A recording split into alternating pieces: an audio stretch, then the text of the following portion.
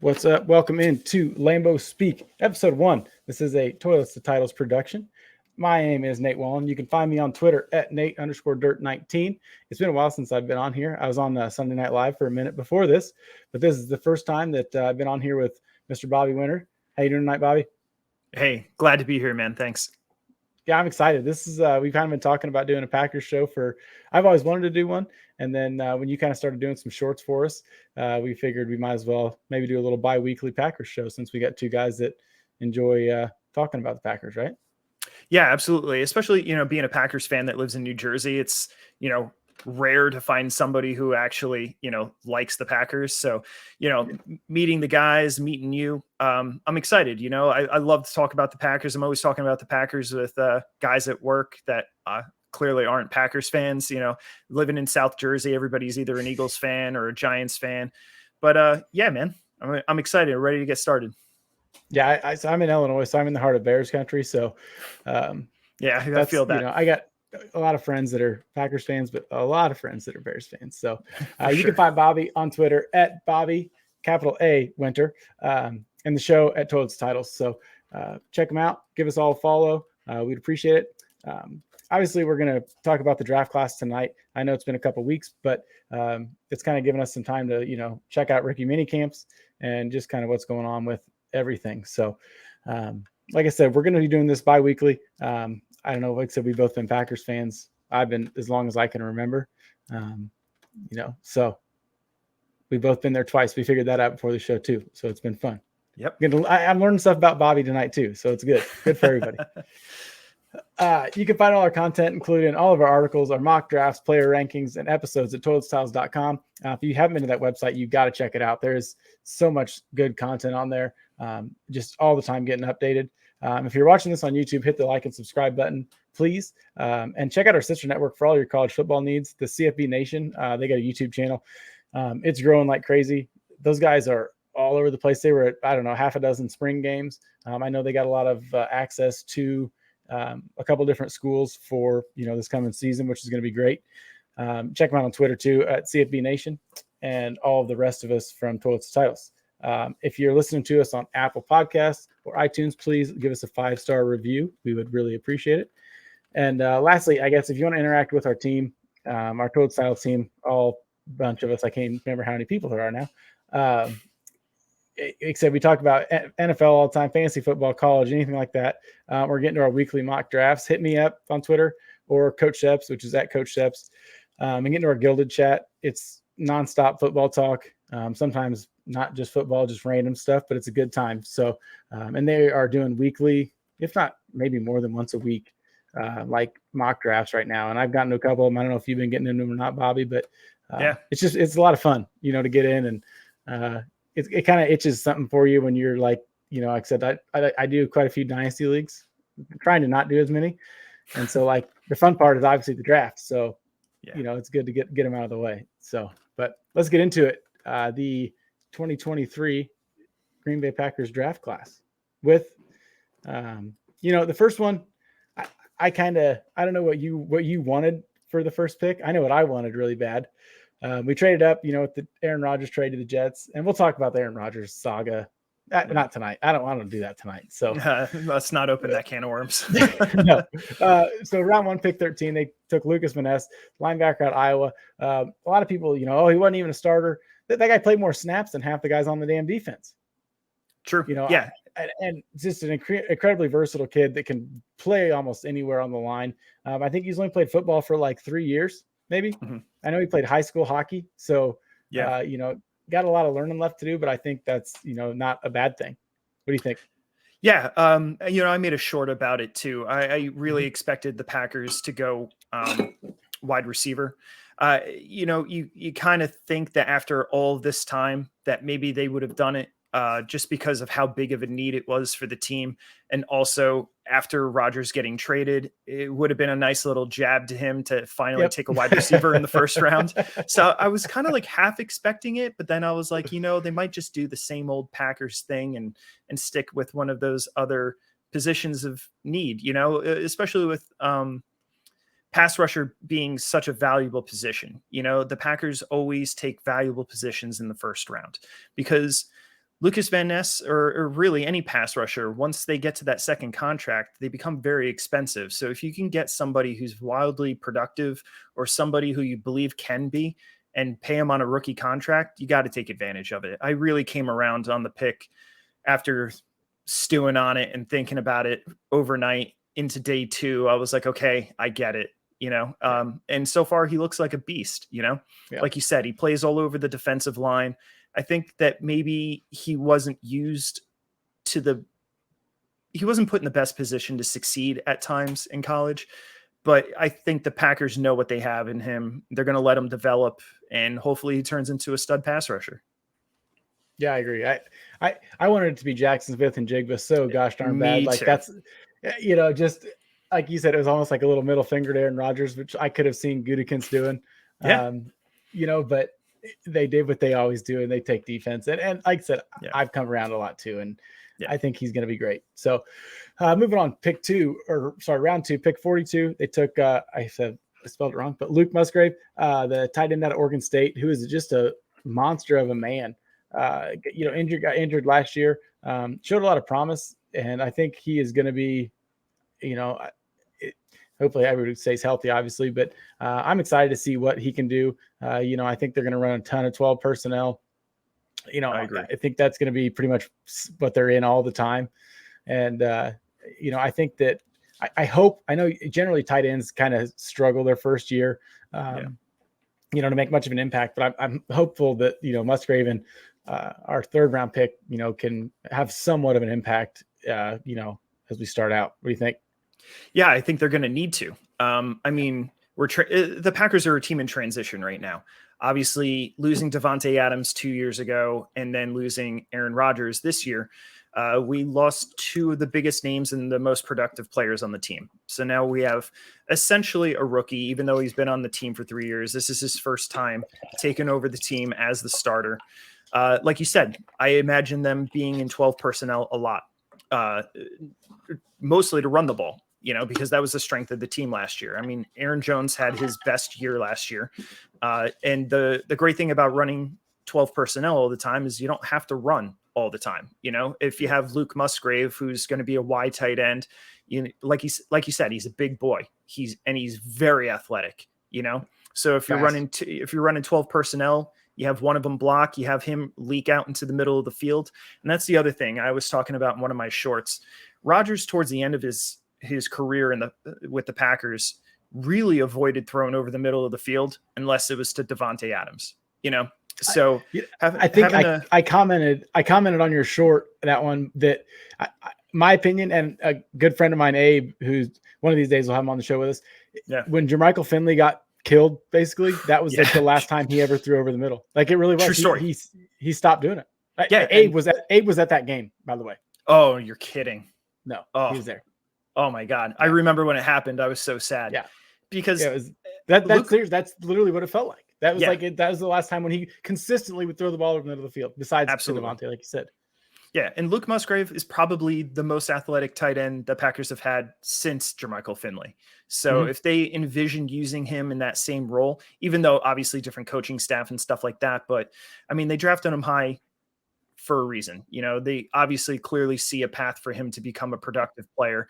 And like you said, tight end, they do take a while to develop, but if you just have them focus on being a pass catcher and then the blocking will come later, that's fine. You drafted 2 tight ends early, so just, take it slow with them. We'll see what happens. Yeah. Before we move on to, I do want to talk about our Patreon real quick. If you'd like to support the team, and we would love for you to do that, check out our Patreon, patreon.com/Toilets to Titles. There's 5 different tiers we have.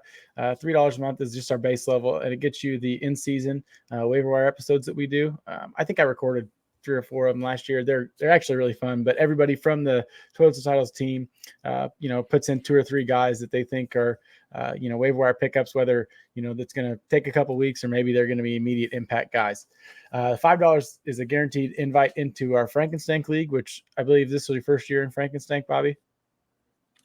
Yes, that's right. It'll be fun. It's a great listener league. Nice. 750 one-on-one draft advice and all kinds of DFS advice, which a ton of the guys in the crew play. $10 a month gets you free entry into the Frankenstein League, which is a $25 value, and all the stuff I've said prior to that. And then $20 a month gets you one-on-one roster analysis and a 30-minute episode breaking down your league's draft. There's some guys that are much better at fantasy football than me that would be happy to help you with your roster. So check out our Patreon though. And like I said, in the Gilded Chat. I can't stress that enough how great that is. So if you want in, hit me up. Our second pick the second round was pick 50. They took Jaden Reed, and it kind of gave me a little, like, my heart stopped when they started to say Jay. I thought they were going to say Jalen Hyatt, and that's who the other guy wanted. Yeah, me too. And it was like Jaden Reed. I was like, God, okay. How did Hyatt last until the third round? I don't know. I think that they're just maybe think he's kind of like a one-trick pony, maybe. I don't know. Or that Cedric Tillman obviously was the wide receiver one there until he got hurt, and that kind of opened the door for Jalen Hyatt. Right. But I think it just shows how great both of them are. So I don't know. It was wild that he was still there. There was a few guys that just kept falling that he didn't get. But anyways, Jaden Reed, incredibly versatile kid. Never had like, I was looking up his numbers a little bit, and never had like enormous 1,000-yard seasons and things like that. But, it seems like he does a lot of things right. And he's a good kick returner, which I know we have Keyshawn Nixon, but, I almost feel like the kick return game's like random, like you're good at it for a year and then you might lose it.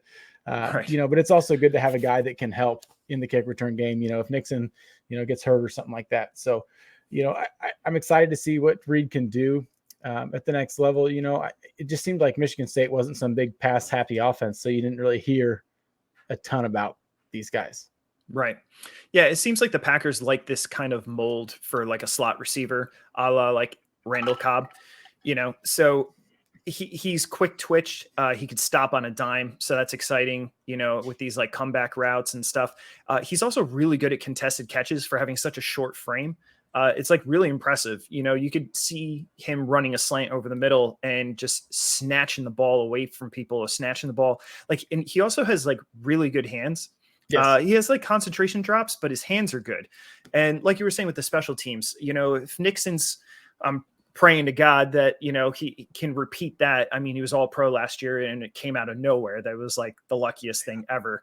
But I mean, he's so entertaining. But even if you put Jaden, if you put Jaden back to catch punts, so Keyshawn Nixon can just focus on the kick returns, or even just having a backup to Keyshawn Nixon. God forbid if he gets injured, then you don't have to suffer through what the Packers have been suffering through for the last 2 years with constant like dropped kicks and bad coverage. Rogers. Yeah, exactly. Yeah.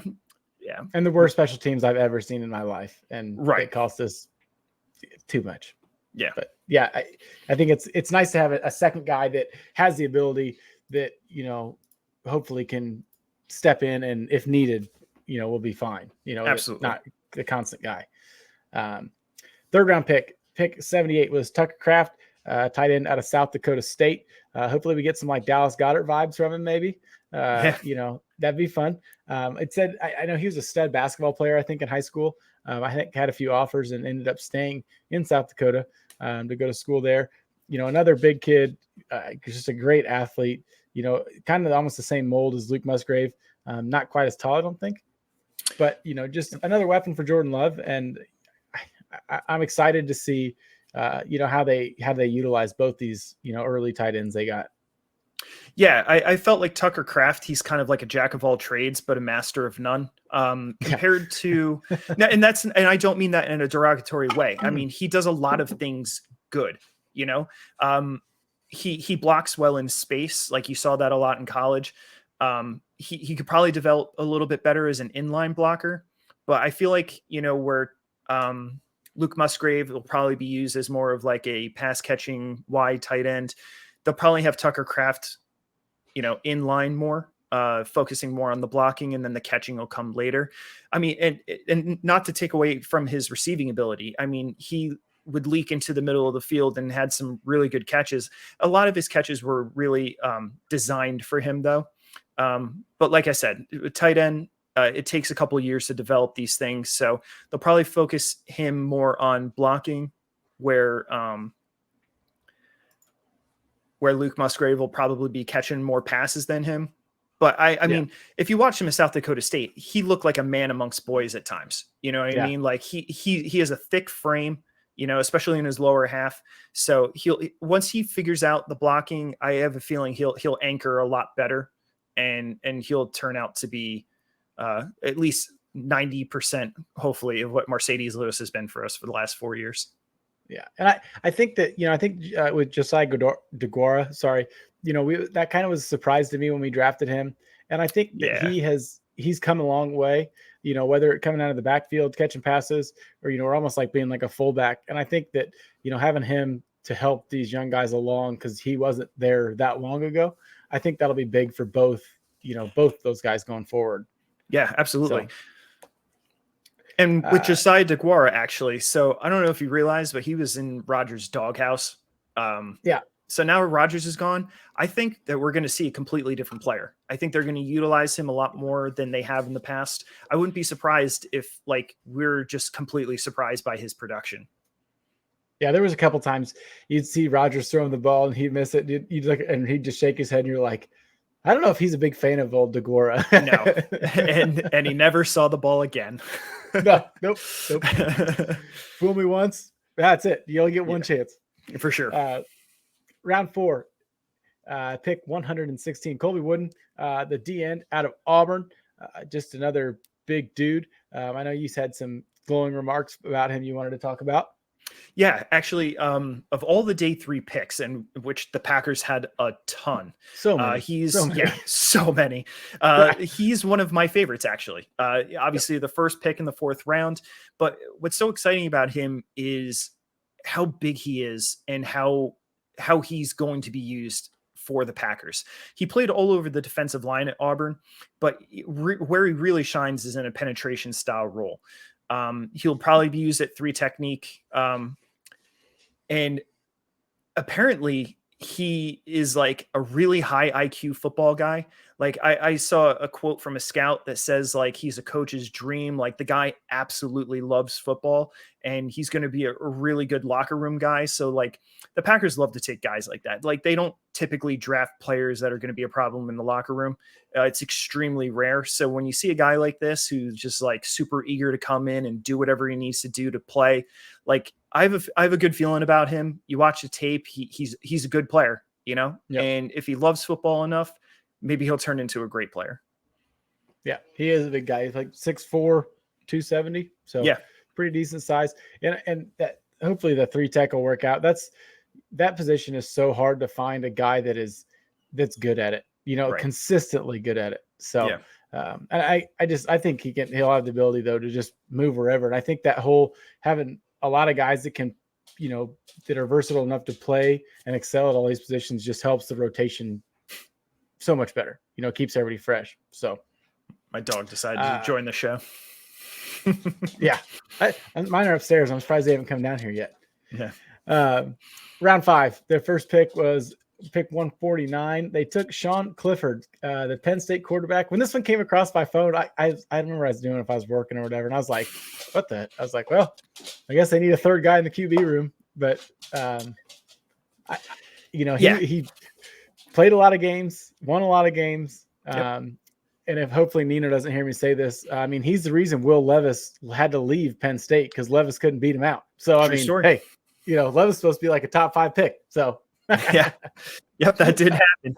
You know what, actually, so I struggled coming up with something to say about Sean Clifford, right? Because, like, obviously, you know, he's not going to be competing for QB1 or something. Like, they drafted him with the intention to be a backup quarterback, to you know, to be somebody in the room with Jordan Love. But you know what this pick reminded me of? You know how in the 90s they would just draft a quarterback like every year or every other year and kind of develop them and see what happens with them, you know, kind of like Matt Hasselbeck, Mark Brunell, Ty Detmer. You know, that's what this kind of felt like to me, you know, taking a quarterback who played on a pro style offense, and, you know, he meets the measurables. He's 6'2", he won a lot, and, you know, draft him, see what happens. You know, again, you probably could have gotten him later. Some places didn't even think he would be drafted. But if the Packers like him, the Packers like him, and clearly they know how to scout quarterbacks. So.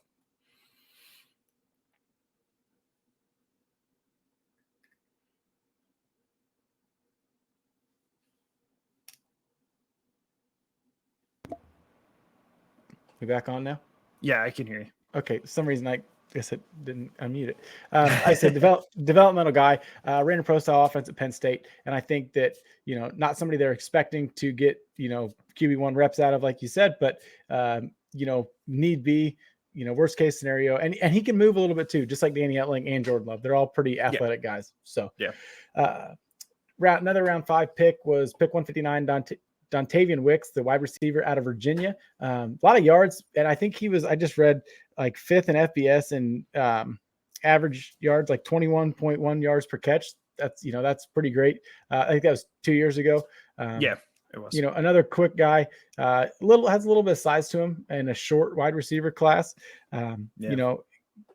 First team all ACC in 21, which is exciting. ACC, not the SEC, but still, I'm excited to see what he does. I think, another guy, just very, very quick dude. I think he brings something exciting to the table if he makes the team anyways. Right. Yeah. I feel like in this, the later rounds, 5th, 6th, 7th, the Packers are just looking for Packers types of receivers, to see if they could teach them how to play the game and teach them how to play in their offense. Like you said, with the big playability, over 20 yards per catch, it's worth a lottery pick. You know what I mean? He ran a 4.62, which is kind of strange because he looks like he plays a lot faster. Yeah. So he's a little raw. He needs to learn a little bit more of the intricacies of route running, but you never know. You can put it together. Yeah, exactly. It's like I said, it's day 3 pick. Yeah. Dart throw. Exactly. Round 6, pick 179, Carl Brooks, a monster of a man. Another one, 6'3", 300 some pounds. DN out of Bowling Green. I think the same thing with him, can probably play wherever. Being that big, it's kind of funny that they listed him as a DN. That seems more like nose tackle kind of size. But right. I think, just another guy to see. Maybe it's something. Maybe it'll work. So. Yeah, that's what I was thinking. Watching him, I'm like, this guy doesn't make any sense physically. Like he's 303 pounds. Like you said, he should be playing defensive tackle. But they used him to rush the passer, and he was wildly productive his entire time in college. Like you can't ignore that. Like if a player has one good year, you're like, okay, well, can he repeat it? Well, he did it for 4 out of his 5 years. He knows how to play football. It's just, where do you play him? And like you said, I think defensive end probably makes more sense. He's just going to be a very thick defensive end, but like you said, dart throw. It's a late round draft pick. Maybe he could shed a little bit of weight and get a little bit faster, because right now I think he's too slow to play outside linebacker in a stand-up role like the Packers use in their 3-4 defense. But put him at defensive end. I mean, if he can rush the passer from there, I mean, great. I think honestly, we didn't talk about it another day, but like the 3-4, I know is their base, but let's be honest, like the nickel is what they're going to run out of, I think. And it seems like that's all they do. And I think that having guys like him that can play that D tackle position, and stop the run, that is going to be very big for us, I feel. And I think they'll be in that nickel package way, even though they want to run 3-4, but it's so hard anymore to run that. Yeah, with what with everybody you're playing, but it'll be fun to see what happens. Another 6th round pick 207, Anders Carlson, and we just talked about this earlier. I didn't know this was Daniel Carlson's brother, so that gives me high hopes. A stud kicker for the Las Vegas Raiders. I know my buddy Rich from the show from Toad Styles is going to be pumped to hear me talk about the Raiders on a Packers show. But he was very, very productive. I think in 21, got hurt, didn't kick as well last year, but I think was it in 21, he was like 48 for 48 for extra points, and only missed, and was like 96% on field goals. Had a couple over 50. So, obviously a good kicker in the SEC. I wanted Jake Moody out of Michigan. I know people are hating the Niners for taking him in the 3rd round, but I think he's worth it. So what do you think about Anders? Yeah, Anders, yeah, he had that huge knee brace on in 2022. I know he got injured towards the end of 2021, so he didn't look like the same kicker. And clearly, the Packers think that whatever injury he sustained did affect his play in 2022, and that maybe he could return back to his form in 2021. Now, the one thing he is known for is his big leg. I mean, the guy's 6'5". He's known for 50+ yard kicks. So you saw towards the end of the year with Mason Crosby, as the temperatures got colder, his leg got stiffer, and he wasn't able to kick quite as far. That also comes with his age. I mean, he's been kicking since 2007. So I love Mason Crosby. I do. I mean, how can you not? I mean, like, Packers legend. Yeah, but like you said, it was hell. You'd be lining up for a 45-yard, and you're like, "Oh shit, man! Like, is he gonna have the leg to kick this?" Yeah, we can't do that anymore. No, that last doink in the Lions game, I was like, "Oh no, this might be his last game." It's so sad, all-time leading scorer in Packers history, and beloved by all fans. I mean, how many clutch kicks did he have? I mean, incredible. The game was that against the Bengals the year before when him and McPherson both missed so many kicks. You're like, God, I'm done. Yeah, that game was hard to watch, but he self-corrected and squeaked one out for us. That was a crazy game. That was wild. Obviously, like I said, he'll be a Ring of Honor guy without a doubt. Packers Hall of Fame, but eventually you got to move on. So bring in Anders. Pick 7. Or sorry, why did I say pick 7? Round 7, pick 232. Getting into the last of them.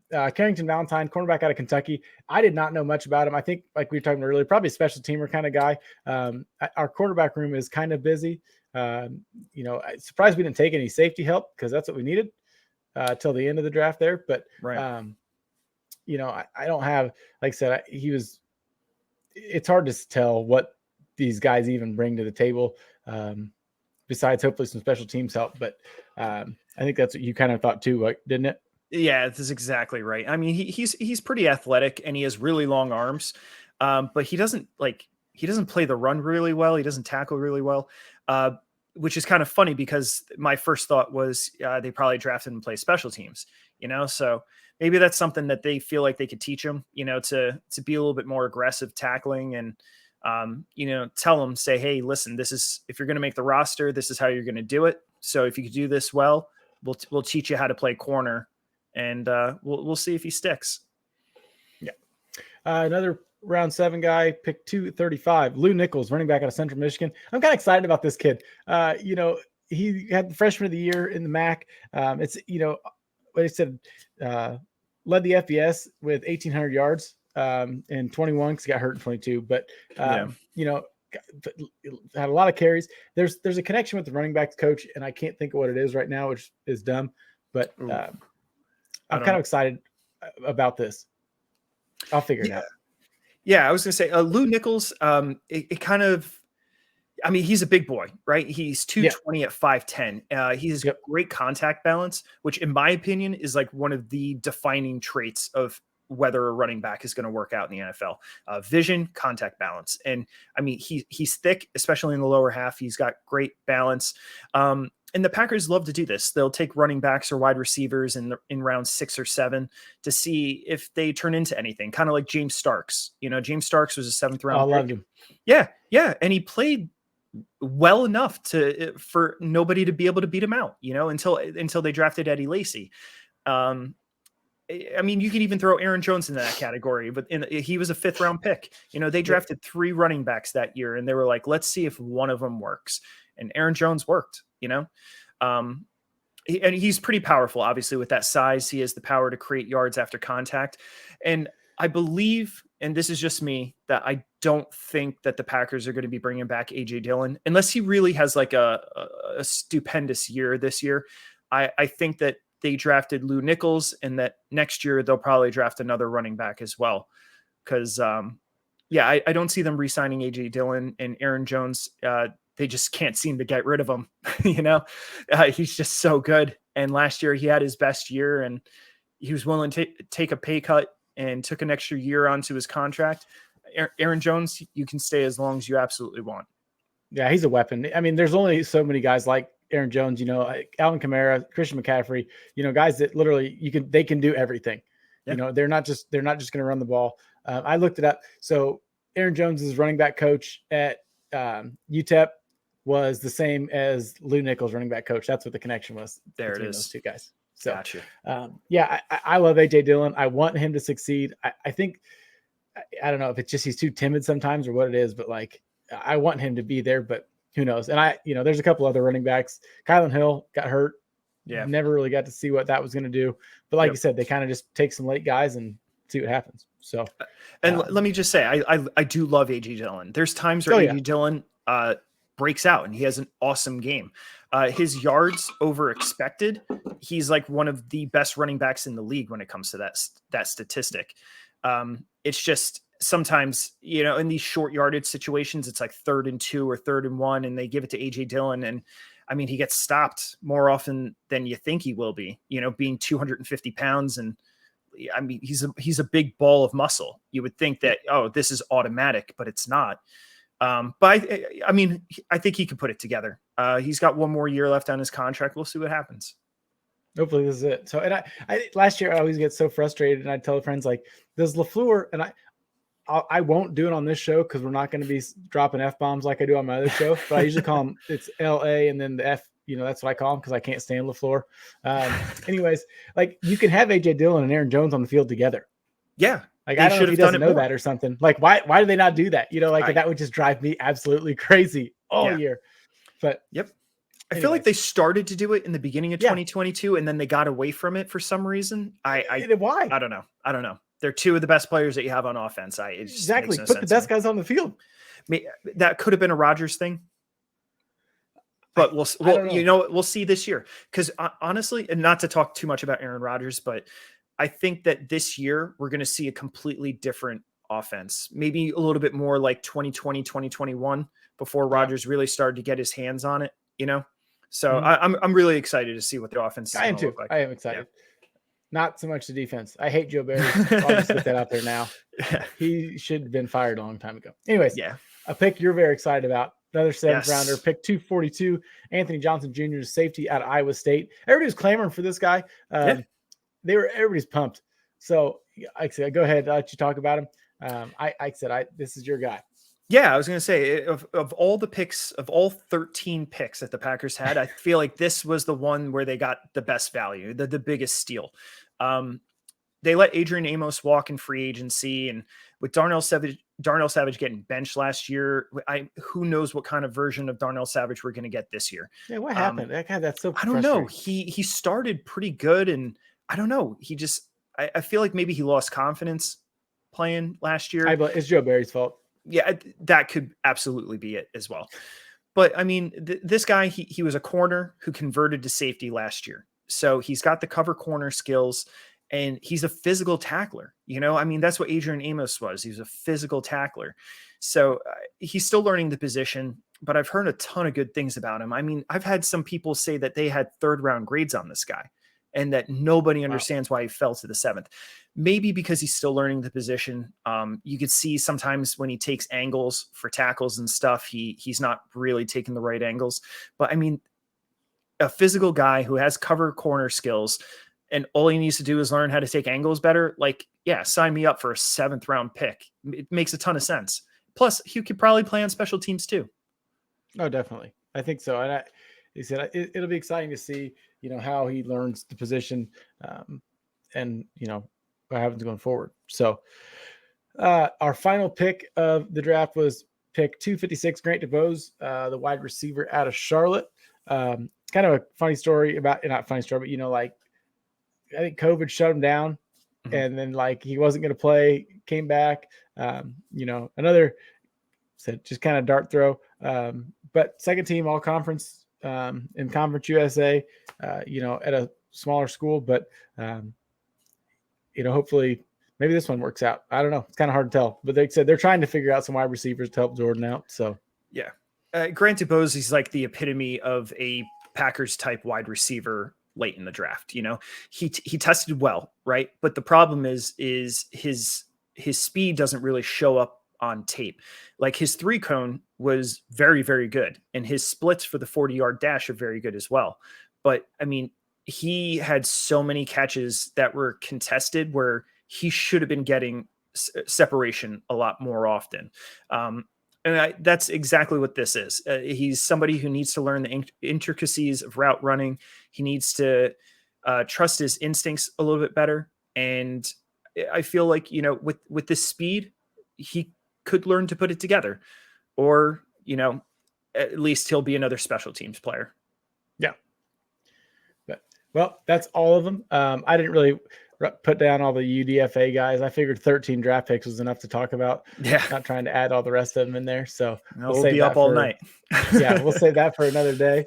But thank you all for tuning in. Like I said earlier, you can find me on Twitter at Nate_Dirt19. You can find Bobby at Bobby A Winters on the Twitter, and check out the show at Toilets to Titles.